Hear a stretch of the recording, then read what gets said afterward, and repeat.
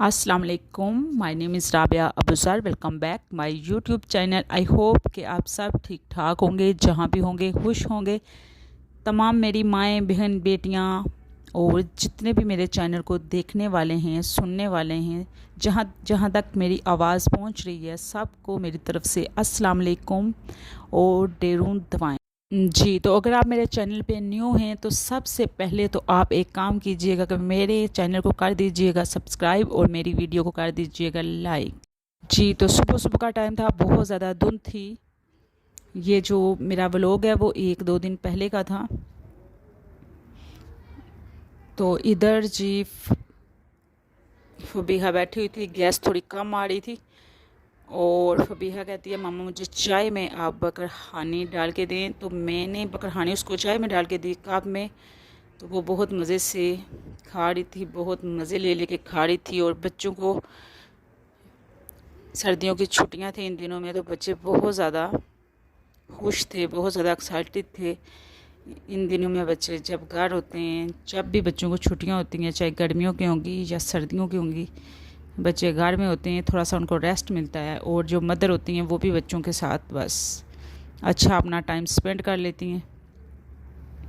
जो तो घर में फारिग होती हैं वो बहुत अच्छा टाइम स्पेंड करती हैं। और कुछ मदर तो ऐसी होती है जिनको बच्चे बहुत ज़्यादा तंग भी करते हैं। और कुछ बच्चे नानी के घर चले जाते हैं और कुछ दादी के घर चले जाते हैं। तो इन दिनों में सर्दी बहुत ज़्यादा थी, कहीं जाना भी जो है ना बहुत ज़्यादा आपके लिए मसला बन जाता है सर्दी में। कुछ लोग तो सर्दी को एंजॉय कर रहे होते हैं, लेकिन अगर बच्चे बीमार हो जाते हैं ना तो तब बहुत ज़्यादा आपके लिए मसला बन जाता है। तो नाश्ता वगैरह करने के बाद मैं धो रही थी बर्तन। जी, तो बर्तन वगैरह धोने के बाद मैंने लगा ली थी मशीन, क्योंकि बच्चों के जो कपड़े होते हैं वो तो रेगुलर आपको धोने ही पड़ते हैं। ख़ास तौर पे जो बच्चों वाली मदर होती है उनको तो रेगुलर कपड़े धोने ही पड़ते हैं। कभी तो बच्चों ने ट्यूशन जाना होता है, स्कूल जाना होता है, वैसे भी रेगुलर बच्चों को कपड़े एक दिन में 3-3 मरतबा भी आपको चेंज करवाने पड़ते हैं। साथ साथ आप वॉश करते रहें तो आपके लिए ज़्यादा बेस्ट होता है। तो ये वाली वॉशिंग मशीन जो है हायर की मैं यूज़ करती हूँ। बहुत ज़्यादा ये हेल्प करती है मेरी, बहुत ज़्यादा सपोर्ट करती है काफ़ी हद तक काफ़ी हद तक क्या बल्कि कंप्लीट कपड़े धोती भी है और साथ ड्राई भी करती है।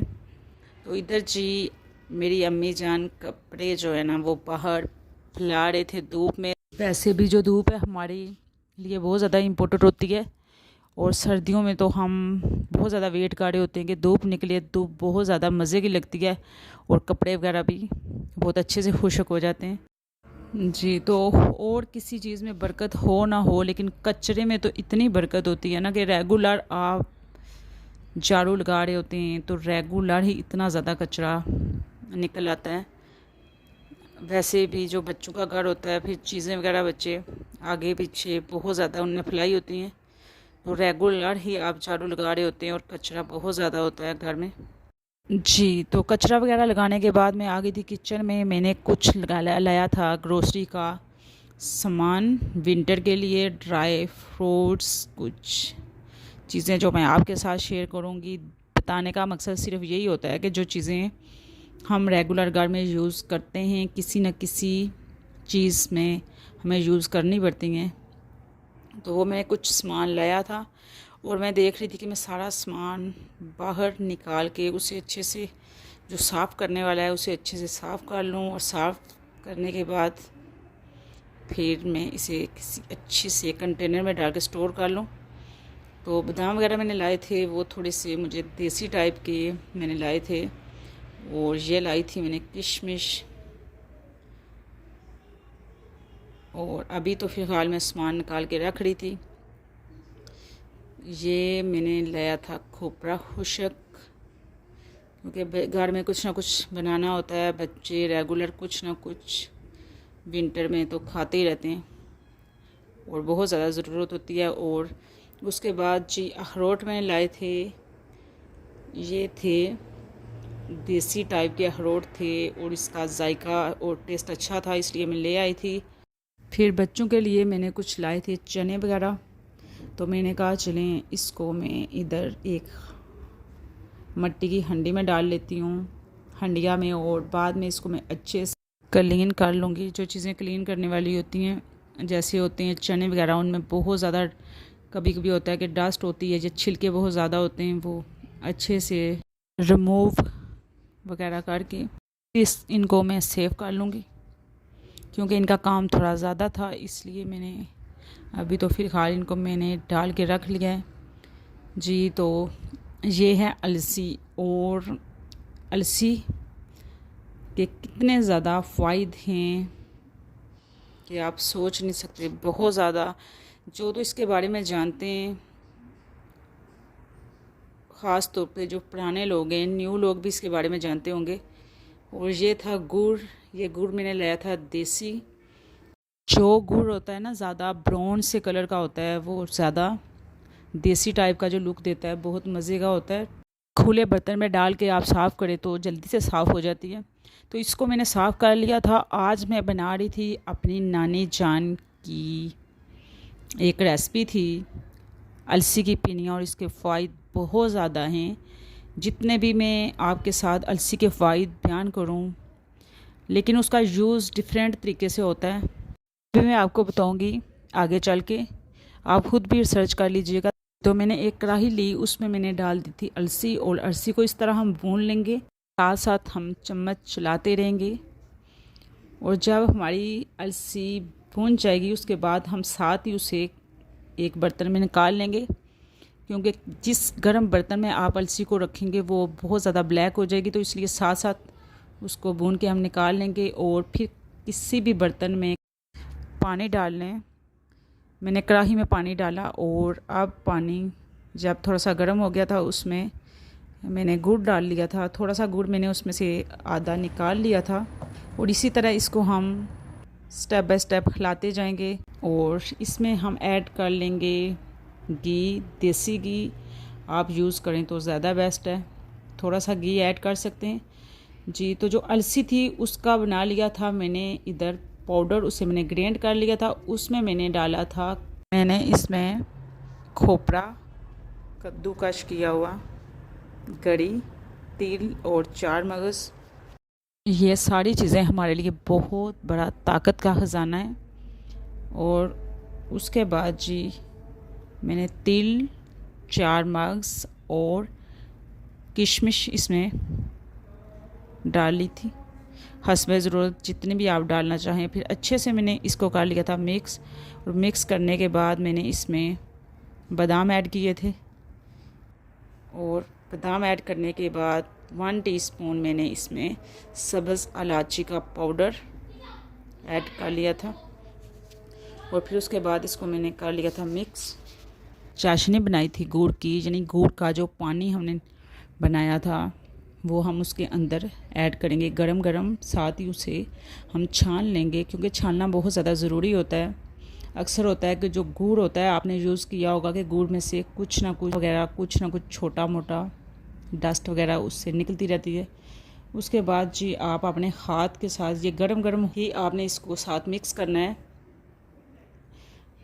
तो इतना गर्म होना चाहिए कि आपके जो हाथ है ना वो उसको बर्दाश्त कर सकें। तो मैंने एक चम्मच लिया था, थोड़ा सा ज़्यादा गर्म लग रहा था इसलिए मैंने चम्मच लिया। चम्मच के साथ मैंने पहले उसे मिक्स किया। उसके बाद जो बकाया हमारा जो पानी बचा हुआ था, चाशनी बची हुई थी, वो दोबारा से मैं इसके अंदर और ऐड कर लूँगी। ये नहीं है कि एकदम से हमने बहुत ज़्यादा भी डाल नहीं देनी कि वो बहुत ज़्यादा ढीला हो जाए।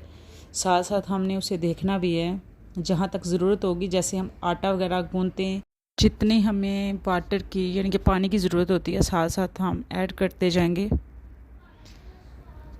तो इस तरह से मैंने थोड़ा सा और इसमें पानी डाल लिया था। जो चाशनी हमने बनाई हुई थी गुड़ की, ये देखें कितना ज़्यादा इसके बीच कचरा डस्ट वगैरह थी।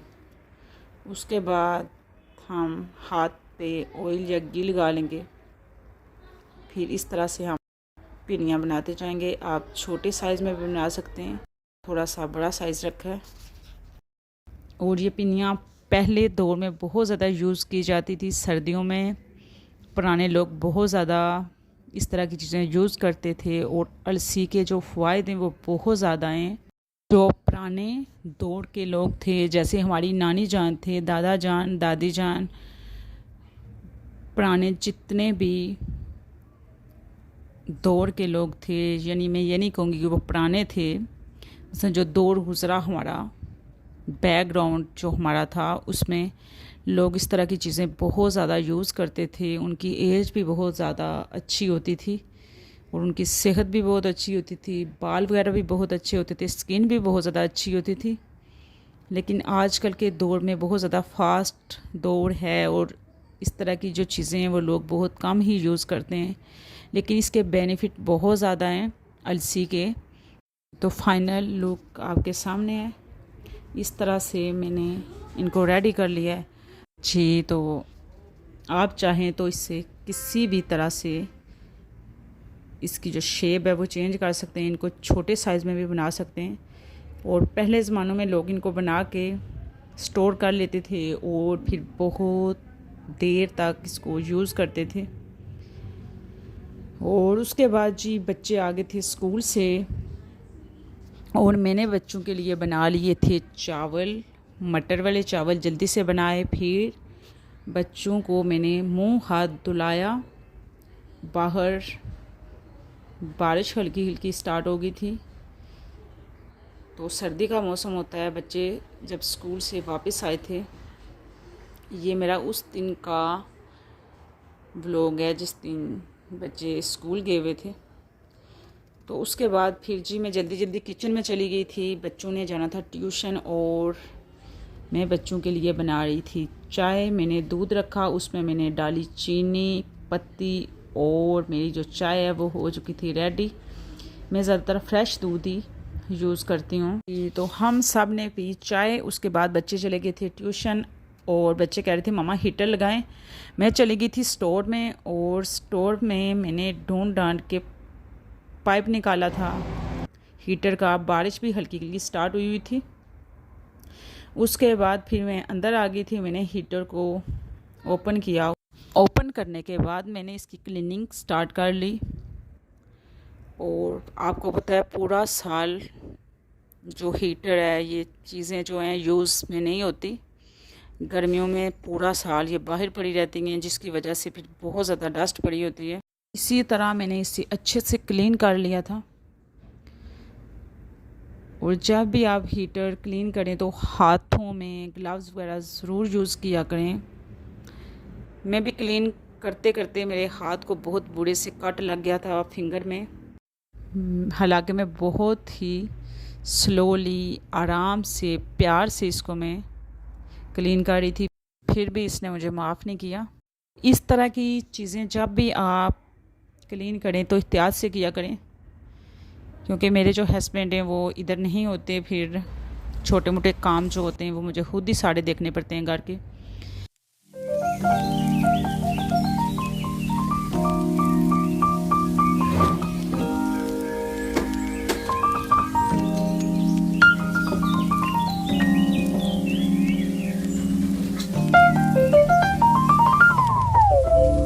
के बाद जब मैं हीटर को स्टार्ट करने लगी तो हीटर जो है ना वो स्टार्ट नहीं हो रहा था। फिर मैंने इसे दोबारा से देखा कि इसका पाइप वगैरह भी ठीक नज़र आ रहा है। जब मैंने पाइप को देखा तो बहुत बुरे तरीके से कट लगा हुआ था। चूहे ने बहुत बुरे तरीके से, क्योंकि चीज़ें जो होती हैं स्टोर में पड़ी होती हैं, चूहे पाइप वगैरह काट देते हैं। इन चीज़ों की बहुत ज़्यादा एहतियात करनी पड़ती है। उसके बाद इधर से मैंने इसकी नोज़ल वगैरह अच्छे से साफ़ की, अच्छे से क्लीन की। उसके बाद जी हीटर हो गया था हमारा स्टार्ट इस तरह से। तो हीटर जब भी आप लगाएं इसकी बहुत ज़्यादा केयर किया करें। मैं तो ख़ास तौर पे रात को जब भी सोती हूँ हीटर को बंद करके ही सोती हूँ। और इस तरह की जो चीज़ें हैं वो ओपन नहीं रखनी चाहिए। जिस कमरे में भी आप हीटर रखें उसको रात को उसकी विंडो वगैरह ओपन रखा करें। जिस कमरे में आप सोएं कोशिश करें उसमें हीटर नहीं रखें, कोई पता नहीं होता, एहतियात ज़रूरी होती है। यहाँ पे जूते वगैरह मैंने बच्चों के धोए थे। उसके बाद जी दूसरा दिन था और मैं चली गई थी बाज़ार। मैंने कुछ शॉपिंग करनी थी, पर्दे वगैरह लेने थे, वो मैं इंशाल्लाह अगले व्लॉग में शेयर करूँगी। ओके, अल्लाह हाफिज़।